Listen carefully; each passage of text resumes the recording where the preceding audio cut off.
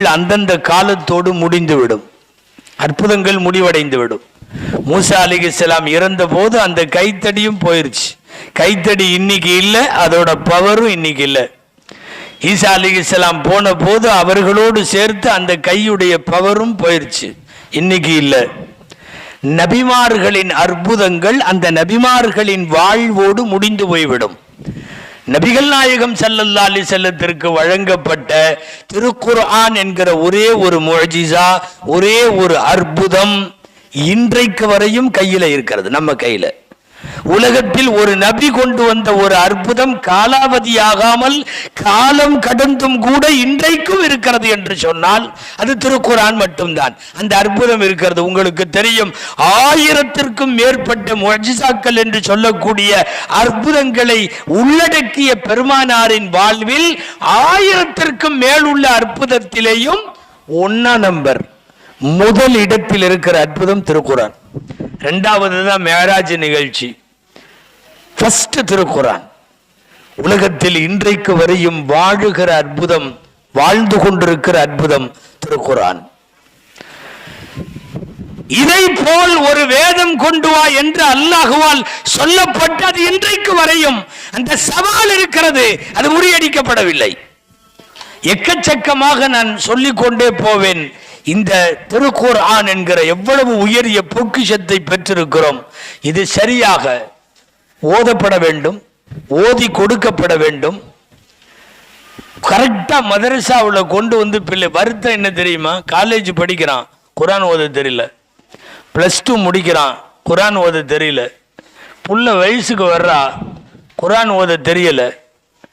நான் இதே ஊரில் ஒரு சில ஆண்டுகளுக்கு முன்னாலே பேசுகிற போது சொன்னேன், பருவ வயசு வரைக்கும் குர்ஆன் ஓத தெரியலன்னா நீங்க தாய் தகப்பனா இருக்கிற தகுதியை இழக்கிறீர்கள். உண்மை அது.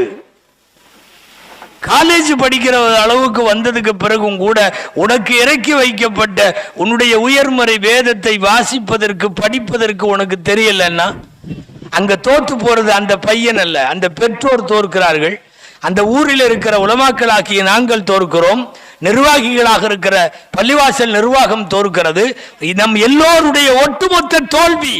உங்கள் ஊரில் ஒரு குறிப்பிட்ட வயசில் அவர்கள் குர்ஆனை எடுக்கவில்லை என்பது நம் எல்லோருக்குமான தோல்வி. அரபுகள்ல இன்னைக்கு வரைக்கும் ஒரு பழக்கம் இருக்கு. அரபு நாட்டில் 4 வருஷம் 4 மாசம் 4 நாள் ஒரு குழந்தைக்கு ஆச்சுன்னா கொண்டு போய் மதரசால விட்டுருவாங்க. குத்தாப்னு சொல்லுவாங்க. மக்தப் மதரசாவை தான் அப்படி சொல்றாங்க. எப்போ கொண்டு போய் விடுவாங்க தெரியுமா? 4 வருஷம் 4 மாசம் 4 நாள் கரெக்டாக கொண்டு போய் விட்டுருவாங்க. ஏன் அந்த கணக்கு? அவங்கள்ட்ட ஏதோ ஒரு அப்படி ஒரு கணக்கு இருக்கு நீண்ட காலமா. நான் சொல்றது தாபீன்கள் காலத்திலிருந்து சொல்றேன். ஏறத்தாழ 1200 வருஷமா இந்த முறை அங்க இருக்கு. இன்னைக்கு வரைக்கும் மதீனால எல்லாம் இந்த இது இருக்கு. 4 வருஷம் 4 மாசம் 4 நாள். சென்னையில் கூட இன்றைக்கும் சில ஃபேமிலிகள் எல்லாம் வந்து இந்த கரெக்டாக 4 வருஷம் 4 மாதம் 4 நாளில் அந்த குழந்தைய மடியில் உட்கார வச்சு சர்க்கரையிலையோ அரிசியிலையோ அந்த குழந்தையோட விரலை பிடிச்சி அலிஃப் பான்னு சொல்லி யாராவது ஆலிமையோ அந்த வீட்டில் உள்ள தாத்தா பாட்டன் ஐயா யாராவது பெரியவங்களை மடியில் உட்கார வச்சு அந்த குழந்தையுடைய இந்த விரலை பிடிச்சி சர்க்கரையில் எழுதி விடுவாங்க. அலிஃப் பே எப்போ எழுதுவாங்கன்னா 4 வருஷம் 4 மாதம் 4 நாள். இன்றைக்கும் ட்ரிப்ளிகேனுடைய சில பகுதிகளில் உள்ள வீடுகள் எல்லாம் இன்றைக்கும் இருக்குது. இது அது எதுக்கு வச்சாங்க தெரியுமா? அந்த வயசுக்கு மேலே மதரசாவுக்கு போகாமல் நீ வச்சிருக்கன்னா உன் வீடு சரியில்லைன்னு அர்த்தம். போயிடணும். 4 வருஷம் 4 மாதம் 4 நாளில் உள்ளே என்ட்ரு ஆயிடணும். ஒன்று வேணா 10 வயசில் அவன் சரளமாக ஓதுறதுக்கு தேவையான எல்லாத்தோடையும் வெளியே வந்துடுவான். 5-6 வருஷம் தேவையான மனப்பாடமெல்லாம் கூட ஆயிரும். அவன் காலம் முழுக்க தொழுகைக்கு எத்தனை சூறா தேவையோ அத்தனை சூறா. இங்கே பூரா 40 வருஷமா குழுவல்லாலேயே ஓடுது வண்டி. நகைச்சுவைக்காக சொல்லல, நிறைய பேர் அப்படித்தான். சில பேர்லாம் ஹஜ்ஜுக்கே போயிட்டு வந்துடுறாங்க. அது யார் என்ன ஹஜ்ஜுக்கெல்லாம் போயிட்டு அங்கேயும் குழுவல்லா தான், வேற ஒண்ணுமே இல்லை, மனப்பாடத்தில் இல்லை. அந்த பிஞ்சு வயசுல நான் சொன்ன இந்த 4 வயசுலேருந்து 10 வயசுக்குள்ள மதரசா படி அந்த குழந்தை ஏறிடுச்சுன்னா தைரியமாக இருக்கலாம். நாளைய சமுதாயத்தை குறித்து கொஞ்சம் மனசுக்குள்ள ஒரு தெம்பு இருக்கும். வீண் போகாது, வீணாக மாட்டார்கள். ஆனால் இன்னைக்கு அந்த கல்வியில் நம்ம தொய்வு கொடுக்குறோம்னா பெரிய ஃபெயிலியர். அது எத்தனை பேர் பெரியவங்க, ஓத தெரியாதவங்க, ஒன்றும் இல்லாதவங்க. சில பேர்லாம் குலியாயுவல் காஃபிர்னு ஓத சொல்லி பாருங்க, மனப்பாடமா முடிக்கவே மாட்டார். அது ரொம்ப நேரமாக ஓடும். 2 வரி சூறா தான். ஆனால் குழந்தைக்கு எவ்வளோ மனப்பாடம் பண்ணியிருக்கு தெரியுமா? மதரசால ஓதுற குழந்தைகளை கூப்பிட்டு குலியாயுவல் காஃபிர்னு ஓதிடுவான். இன்னும் அவங்க தாத்தாவை ஓத சொன்னா ஓத மாட்டேங்கிறார். அடிக்கடி நான் சொல்றது உண்டு வேடிக்கையா. என்னமோ ஒரு ஊரில் அன்னைக்கு தான் அஜர்த்து லீவு போல தெரியுது. மகரிப் தொழுகையில் யாரோ முத்தவலியை முன்னாடி தள்ளி விட்டாங்க. இங்கே இருக்கிற முத்தவலியை யாரும் கோவிச்சு கூடாது. அவரை தள்ளி விட்டாங்க தொழுகு வையன். அவர் போனவர் என்ன சூறாவது ஓத வேண்டியதானே, குலியாயுவல் காஃபிர்னு எடுத்து ஓதியிருக்கார். குலியாயுவல் ஆபுதுமா ஆபுது முடியவே மாட்டேது. சூறா 15 நிமிஷம் ஆச்சு. அவர் அப்படியே 2 வரிக்குள்ள வண்டி ஓட்டிகிட்டே இருக்கிறார். அப்புறம் 3வது ஸ்டெப்பில் முன்னாள் முத்தவல்லி ஒரு ஆள் தொழுக வந்திருக்கிறார். 2 பேத்துக்கு எப்பவுமே பொருத்தம் சரியில்லாம தான் இருக்கும். அவர் என்னடா இந்த ஆள் ரொம்ப நேரமாக அப்படியே முக்கிட்டே இருக்கிறான் அந்த சூறாலன்ட்டு தக்பீர் கட்டுறதுக்கு முன்னாடி லக்கும் தீனுக்கும் வலியத்தின்னு சொல்லி தொலையா அல்லாஹ் அக்பர். அதாவது குலியாயுவல் காஃபிருன்னு குழுகு இல்லாமல் உயிர் நாடி மாதிரி 2 சூறா. நீங்கள் ஹஜ்ஜுக்கு போகிறவங்கள்ட்ட ஹஜ்ஜுடைய கிதாப் எடுத்து படித்து பாருங்கள். ஹஜ்ஜு பூரா அந்த 2 சூறா தான் ஓதணும். எங்கெல்லாம் 2 ரக்காய் தொழுகிறீங்களோ முந்தன் ரக்காயத்தில் குலியாயுவல் காஃபிரும், 2வது ரக்காயத்தில் குழு அல்லா மனப்பாடத்தில் இல்லை. அதாவது முழுமையாக முறையாக எந்த மதரசா கல்வியின் மூலம் என்னென்ன தரப்பட வேண்டுமோ அது தராததனுடைய விளைவை காலமெல்லாம் அனுபவிக்கிற மாதிரி இருக்கு. அன்பானவர்களே, பெரிய தோல்வியை சமுதாயம் தழுவுவதற்கு முன்னால் குர்ஆனை நீங்கள் கைவிட்டீர்கள் என்பதுதான் முதல் தோல்வியாக இருக்கும். 4 வருஷம் 4 மாசத்தை பத்தி நான் பேசிட்டு இருக்கிறேன். 24 வயசாகியும் குர்ஆன் ஓத தெரியாதவன் உங்க ஊர்ல இருந்தா யாரு பொறுப்பு சொல்லுங்க? நாம எல்லாருமே பொறுப்பு. நாம அத்தனை பேருமே தோத்துட்டோம்னு அர்த்தம், சிஸ்டம் சரியில்லைன்னு அர்த்தம்.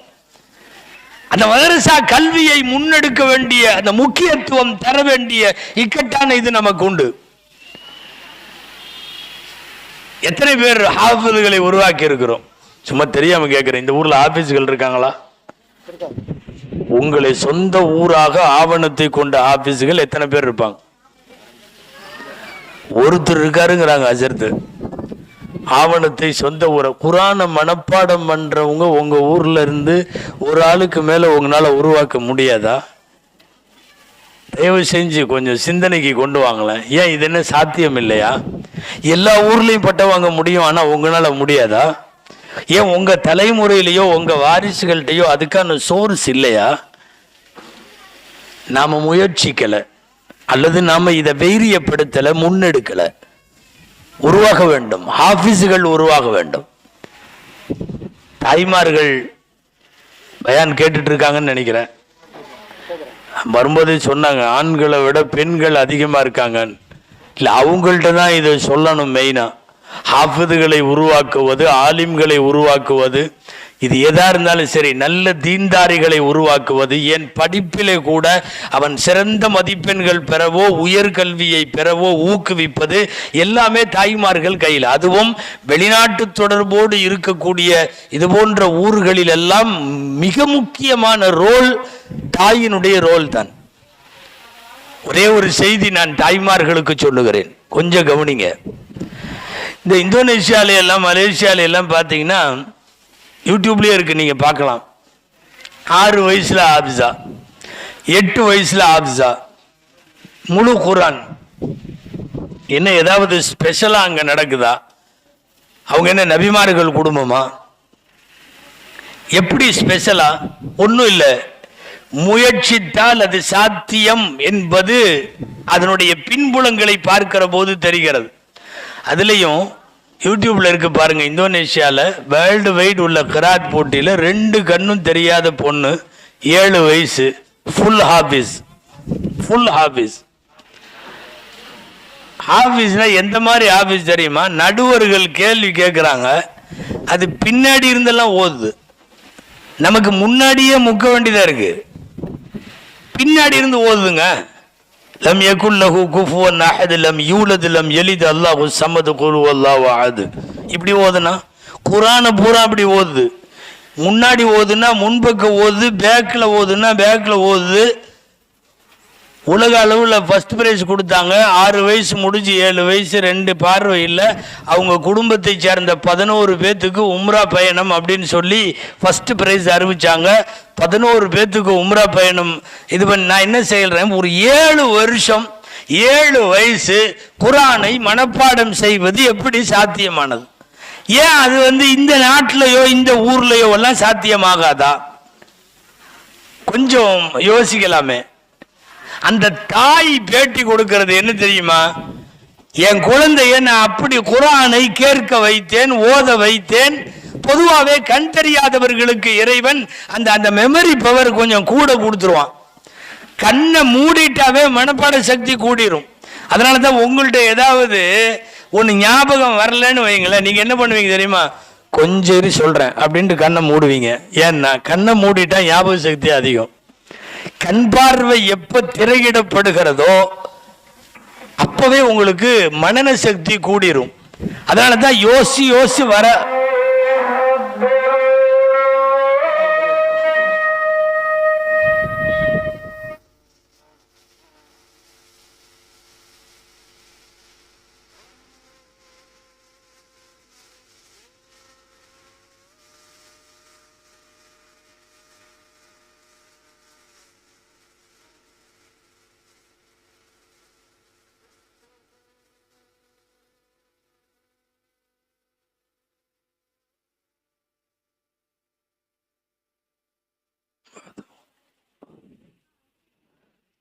கண் பார்வை இல்லாதவர்களுடைய மனன சக்தியை பற்றி சொன்னேன். 7 வயசுல அவ்வளவு பெரிய ஹாஃபிஸ் ஆக முடியுமா? ஏன் நம்ம குடும்பத்தில் உருவாக்க முடியாதான்னு கேட்டேன். இவர்களை தாய்மார்களுக்காக ஒரு செய்தி. குர்ஆன்ல ஒரு 2-3 இடத்துல ஒரு வசனம் வரும். நீங்க அடிக்கடி ஓதிருப்பீங்க. யாசீன்ல, தபாரக்கல்லதியில, இதுல எல்லாம் வரும். وَجَعَلَ لَكُمُ السَّمْعَ وَالْأَبْصَارَ وَالْأَفْئِدَةَ قَلِيلًا مَا تَشْكُرُونَ அப்படின்னு வரும். நிச்சயமாக செவியும் பார்வையும் உள்ளமும் இந்த 3ம் அல்லாஹு தஆலா அமைத்து கொடுத்தான், நீங்கள் நன்றி செலுத்த வேண்டும் என்பதற்காக. இந்த பேட்டன் இருக்குல்ல, இந்த வரிசை ஒரு இடத்துல கூட மாற மாட்டேங்குது. முதல்ல பார்வையை கொடுத்தான்னு வரல, ஃபர்ஸ்ட் செவி காதுன்னு சொல்றான், 2வது கண்ணு, 3வது உள்ளம். இந்த வரிசையிலேயே சொல்றான். ஒரு இடத்துலயும் மாற மாட்டேங்குது. குர்ஆன்ல எக்கச்சக்கமான இடம். ஒரு இடத்துல இப்படி வருது, இன்ன ஸம்அ வல் பஸர வல் ஃபுஆத குல்லு உலாயிக கான அன்ஹு மஸ்ஊலா. செவி, பார்வை, உள்ளம், இதை பற்றி நீங்கள் கேட்கப்படுவீர்கள். எல்லா இடத்திலையும் காதைத்தான் சொல்றான் அல்லாஹ். கொஞ்சம் கவனிங்க. ஒரு தாயினுடைய வயிற்றில் குழந்தை உருவாகிறது. சரியா 120 நாள் வரைக்கும் ரூஹு வராது. இது குர்ஆனே சொல்லுது, ஹதீஸ்ல இருக்கு. ஃபர்ஸ்ட் 40, 2வது 40, 3வது 40. குர்ஆன் சொல்ற 3 ஸ்டேஜ். திரவ நிலை, அதற்கு பிறகு இரத்த கட்டி, அதற்கு பிறகு சதை பிண்டம். 3வது 40 முடியும் போது, 120 நாள் முடியும் போது 120வது நாள் ரூஹு வரும். அது வரைக்கும் வராது. அதான் 4 மாசங்கிறோம். நீங்க எந்த கருவியல் வல்லுநர்கள், அவங்க இவங்க மகப்பேறு மருத்துவர்கள், டிஜிஓ யார்கிட்ட வேணாலும் கேளுங்க. ஒன்றும் இல்லை, 1 வாரத்துக்கு முன்னாடி நீங்கள் தாயினுடைய வயிற்றுல காலத்தை வச்சு கேளுங்க, துடிக்காது. 1 வாரத்துக்கு முன்னாடி வச்சா கரெக்டா 120 நாள் ஆகட்டும், காதை வைங்க, துடிப்பு தெரியும். ஆக ரூஹு வர்றது எப்ப தெரியுமா? 120வது இதுல வந்த உடனே, ரூஹு வந்த உடனே, சதை பிண்டமாக அடுத்து அது மாறின உடனே ரப்பு அல்லாஹு தாலா முதல்ல வேலை செய்ய வைக்கிறது காது தான். கண்ணெல்லாம் பார்க்காது, வேற எந்த உறுப்பும் செட் ஆகாது. ஃபர்ஸ்ட் எடுத்த உடனே 120வது நாள் காது வேலை செய்யும். அடுத்து டெலிவரி வரைக்கும் காது வேலை செய்யும், நான் ஸ்டாப்பா தொடர்ந்து வேலை செய்யும். அதனால தான் குர்ஆன்ல எல்லா இடத்திலையும் பார்வை, சிந்தனை, கைகால் உறுப்புகள் எல்லாத்துக்கும் முன்னாடி ஃபர்ஸ்ட் அஸ்ஸம்அ வல் பஸர வல் ஃபுஆத் வஜஅல லக்கும் அஸ்ஸம்அ வல் அப்ஸார வல் அஃபீதா, எல்லா இடத்திலையும் சம்அ என்கிற காது கேட்பதை பற்றி அல்லாஹ் சொல்லுகிறான். அந்த தஃசீர்ல தான் இந்த செய்தியவே எழுதுறாங்க. ஏன் அல்லாஹ் காதை முற்படுத்துறான், மற்றதை எல்லாம் பிற்படுத்துறான்னா, கர்ப்பத்துல வேலை செய்யறது ஃபர்ஸ்ட் காது. நான் சொல்றது என்ன தெரியுமா, அந்த அம்மா சொல்ற பேட்டி மட்டும் இல்ல, சவால் விட்டு சொல்றோம். குர்ஆனை எடுத்து ஒரு கன்சீவான கர்ப்பம் உறுதி செய்யப்பட்ட ஒரு பெண் 120வது நாள்ல அந்த அம்மா குர்ஆனை கையில எடுக்கட்டும். தொழுகிற நேரம், தூங்குற நேரம், சாப்பிட்ற நேரம் தவிர வேற நேரம் பூரா குர்ஆனை ஓதிக்கிட்டே இருக்கும். அந்த குழந்தை கேட்டுக்கிட்டே இருக்கும். அந்த குழந்தைக்கு காதுல விழுகிற ஒரே சப்தம் குர்ஆன் மட்டும்தான். வேணும்னா இந்த 6 மாசம் கழிச்சு டெலிவரி ஆகட்டும், அந்த குழந்தைய கொண்டு போய் மதரசால விடுங்க, 5 வயசுலயே கூட குர்ஆனை மனப்பாடம் பண்ணிடும்.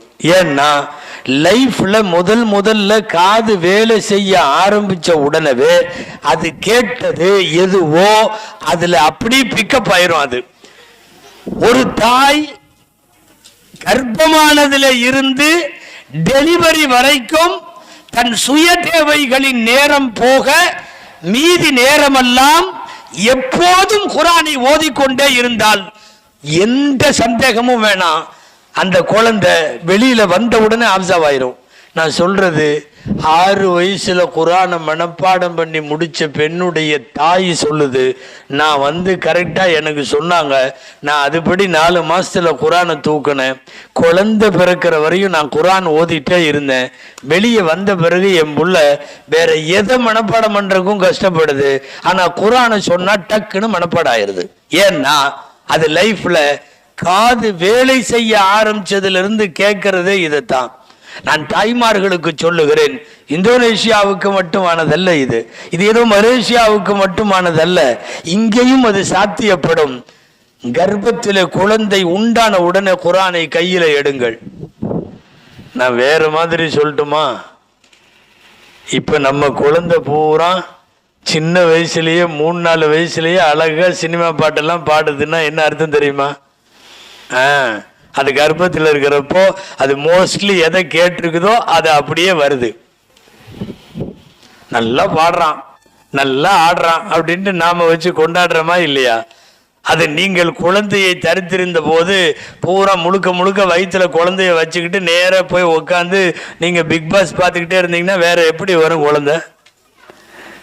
அன்பானவர்களை உருவாக்க முடியும், ஹாஃபிதுகளாக நம்மாலே உருவாக்க முடியும். இந்த ஒரு முயற்சியை மட்டும் பண்ணி பாருங்களேன், இல்லாம போயிருமா?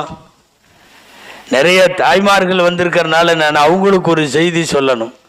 குர்ஆனோடு உள்ள தொடர்பு முதல்ல உங்களுக்கு வரட்டும், அப்பதான் உங்க சந்ததி குர்ஆனை எடுக்கும். மதரசாவுக்கு அனுப்பி வைத்து விடுவது மாத்திரமல்ல, உண்மையாகவே முதல் ஹீரோ, முதல் ஹீரோயின், முதல் உஸ்தாத், முதல் குரு எல்லாமே நீங்க தான், தாய் தான்.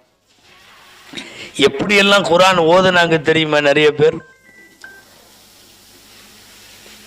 ஸல்லல்லாஹு அலைஹி வஸல்லம் உடைய பேரர் ஹசன் ரலியல்லாஹு அன்ஹு. நீங்க கொஞ்சம் கவனிக்கணும், நான் முழுக்க தாய்மார்களுக்காக இதை சொல்றேன். ஒரு நிகழ்ச்சி, ஸல்லல்லாஹு அலைஹி வஸல்லமினுடைய பேரர் ஹசன் ரலியல்லாஹு அன்ஹு உங்களுக்கு தெரியும். அந்த ஹசன் ரலியல்லாஹுடைய பேரரும் ஹசன் ரலியல்லாஹு அன்ஹு. அந்த ரெண்டாவது அந்த ஹசன் ரலியல்லாஹு அன்ஹுடைய மகள் தான் நஃபீசான் பேர். நாம இன்னைக்கு நிறைய வைக்கிறோம்ல, நஃபீசான் பேர் வைக்கிறோம். நஃபீசத்துல் மிஸ்ரியா அப்படின்னு சொல்லுவோம், மிஸ்ரிலே வாழ்ந்த நஃபீசான்னு சொல்லி. ஸல்லல்லாஹு அலைஹி வஸல்லம் உடைய பேரருடைய மகள். சுருக்கமா சொல்ல போனா அஹ்ல பைத்துன்னு சொல்லக்கூடிய ஸல்லல்லாஹு அலைஹி வஸல்லத்தினுடைய குடும்பம். அல்லாஹு அக்பர். எப்போ பார்த்தாலும் குர்ஆன் ஓதிக்கிட்டே இருப்பாங்க அந்த அம்மா. குர்ஆனையும் நஃபீசா அம்மாவையும் பிரிக்க முடியாது. தாய்மார்கள் கவனிக்கணும். எந்த அளவுக்கு தெரியுமா? எல்லா கிதாபுலையும் ஞானம். உலகமே போற்றக்கூடிய ஒரு இமாம் ஷாஃபி ரஹ்மத்துல்லாஹி, உங்களுக்கெல்லாம் தெரியுமல்ல, ஹனஃபி ஷாஃபின்னு சொல்கிறோமல்ல, ஷாஃபி ரஹ்மத்துல்லாஹி அகில உலகத்தினுடைய பெரிய சட்ட மேதை. அவங்க இங்கே இருந்து அவங்க வீடு இங்கே கிளம்பி அந்த கடைசியில் ஒரு பள்ளி, மஸ்ஜித் ஃபுஸ்தாத்னு பேர், அங்கே பாடம் நடத்த போவாங்க. இந்த ரெண்டுக்கும் வழியில் தான் நஃபீசா அம்மா வீடு. ஆனானப்பட்ட இமாம் ஷாஃபின்னு நம்ம சொல்லணும். ஷாஃபி இமாமுக்கு 50 வயசு. பயங்கரமான அகில உலகத்திலேயே அவங்கள மாதிரி பாடம் நடத்த முடியாது. ஞானவான் அவங்க, ஞான மேதை. வரும்போது கிதாபு அவங்களுடைய அந்த நோட்ஸ் எல்லாம் எடுத்துட்டு வந்தாங்கன்னா நஃபீசா அம்மாட்ட வந்து சந்தேகம் கேட்பாங்க, அவங்க சொல்லி கொடுப்பாங்க, அப்புறம் போய் பாடம் நடத்துவாங்க. இங்கிருந்து போகிறப்போ அதே மாதிரி அங்கிருந்து சாயந்தரம் வரும்போது நஃபீசா அம்மாட்ட. இது 4 வருஷம் நீடிச்சது. 4 வருஷம் நீடிச்சது. எப்பவுமே நஃபீசா அம்மாட்ட கிதாபிலே அவர்கள் கொள்ள ஞானத்தை சொல்லுகிறேன், ஒரு பெண்மணிக்கு உள்ள ஞானம். அல்லாஹு அக்பர். இமாம் ஷாஃபி ரஹ்மத்துல்லாஹி மூல வியாதினால கஷ்டப்பட்டு கம்மி வயசுல, அடுத்த 52வது வயசுலயே அவங்க வஃபாத்து நெருங்குறப்போ, மரண படுக்கையில் இருக்கிறப்போ வசியத் செஞ்சிட்டாங்க. என்னன்னா, கடந்த சில வருஷமாகவே நான் போகிறப்போ நஃபீசா அம்மா வீட்டுக்கு போகிறேன், போய் அங்கே வந்து எனக்கு பாடமெல்லாம் ஹதீஸ் எல்லாம் கேட்டு தான் நான் போகிறேன். அதனால் என் ஜனாசாவை எடுத்துகிட்டு போகிறப்போ சந்தூக்கோட ஜனாசாவை கொண்டு போய் அந்த அம்மா வீட்டில் வைங்க, அவங்க ஒரு துவா செஞ்சு கொடுத்தாங்கன்னா அப்புறம் தூக்கிட்டு போங்க. யாரை சொல்கிறது? யார் தெரியுமா? உலகத்திலேயே பெரிய ஆலிம் அவங்க காலத்தில் இமாம் ஷாஃபி ரஹ்மத்துல்லாஹி. ஷாஃபி ரஹ்மத்துல்லாஹி மௌத்துன ஒன்று ஊர் உலகமே கூடிருச்சு. பயங்கரமான கூட்டம். ஜனாசாவை எடுத்துட்டு போற கூட முடியல, அவ்வளோ பெரிய கூட்டம். இப்போ சென்னையில் இன்னைக்கு மகரிபில் அடக்கப்பட்ட தலைமை காசி அவர்களை போல ஞாபகம் வந்துருச்சு. பயங்கரமான மக்கள் வெள்ளத்தில் அவர்கள் அடக்கப்பட்டிருக்கிறார்கள். நினப்பு வந்ததுனால ஒரு துவா செய்வோம், அல்லாஹ் அவர்களின் பாவங்களை மன்னிப்பானாக, அவர்களுடைய கபரை அல்லாஹு தாலா பூங்காவனமாக ஆக்குவானாக, அல்லாஹ் அவர்களுக்கு ஜன்னத்துல் ஃபிர்தௌஸில் இடம் தருவானாக, நபிமார்கள் நல்லோர்களோடு அல்லாஹ் வைப்பானாக.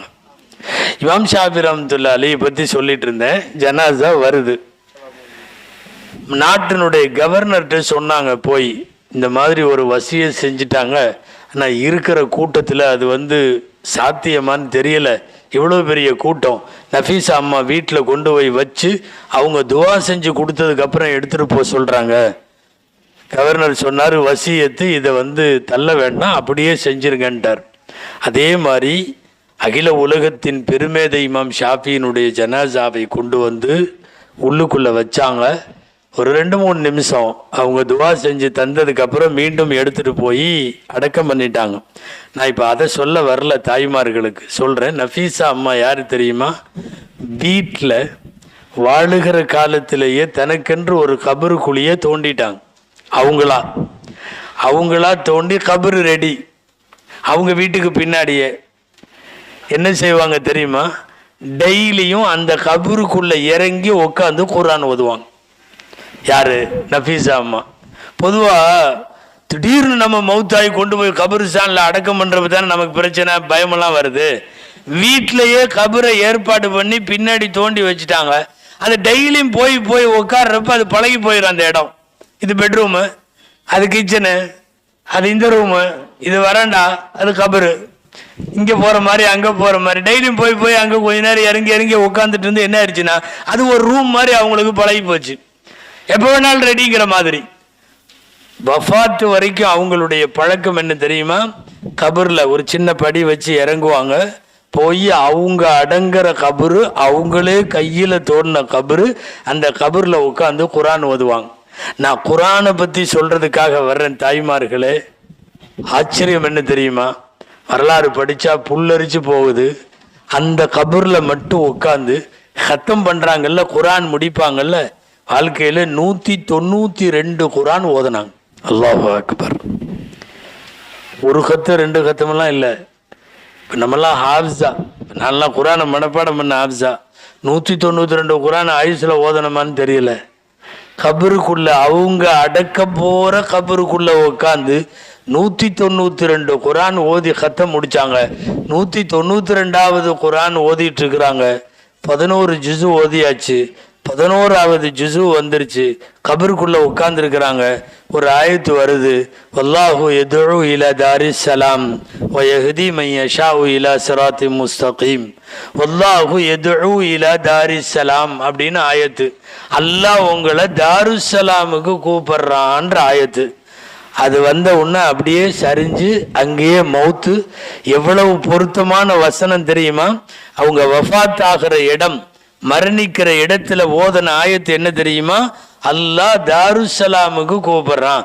தாருஸ்ஸலாம்ங்கிறது சொர்க்கத்தோட ஒரு பேர். சொர்க்கத்துக்கு நிறைய பேர் இருக்கு. நம்மெல்லாம் வீடுகளுக்கெல்லாம் கூட வைக்கிறோமல்ல, தாருஸ்ஸலாம், பாபுசலாம், மஸ்ஜித் சலாம்னெல்லாம் வைக்கிறோமல்ல. அசல்ல தாருஸ்ஸலாம் என்பது சொர்க்கத்தினுடைய பேரு. கரெக்டா ஆண்டவன் அந்த இடம் வந்த உடனே தாருஸ்ஸலாமுக்கு அல்லாஹ் கூப்பிடுறான்னு சொன்ன உடனே அப்படியே படுத்துட்டாங்க. உலகத்திலேயே முதலில் வெளியில மௌத்தாகி கபூர்ல அடங்க போறவங்க தான் தெரியும் நமக்கு. நஃபீசா அம்மா மட்டும்தான் கபூர்ல மௌத்தாகி வெளியில கொண்டு எல்லாம் காட்டி கஃன் தஃபன் முடிச்சு மீண்டும் அந்த கபூரிலே அடக்கம் செய்யப்பட்டார்கள். அன்பான தாய்மார்களை நான் சொல்ல வர்றது, நஃபீசா அம்மாக்கள் உலகத்தில் அவங்களோட காலத்தோட முடியணும்னெல்லாம் அவசியம் இல்லை. நம்மளிருந்தும் நஃபீசாக்கள் உருவாகலாம். வாழ்க்கையில் 100 குரான் 200 குரான் முடித்த பெண்மணிகள், ஓதிய பெண்மணிகள், ஹாஃபிஸான பெண்மணிகள், தங்கள் குழந்தைகளை ஹாஃபிஸ் ஆக்கிய பெண்மணிகள், அந்த வரிசையில் நீங்கள் இருக்கணும். உண்மையாகவே வருத்தமாக இருக்கிறது, இந்த ஊரை சொந்த ஊராக கொண்ட ஹாஃபிஸுகள் நிறைய இல்லைங்கிறது.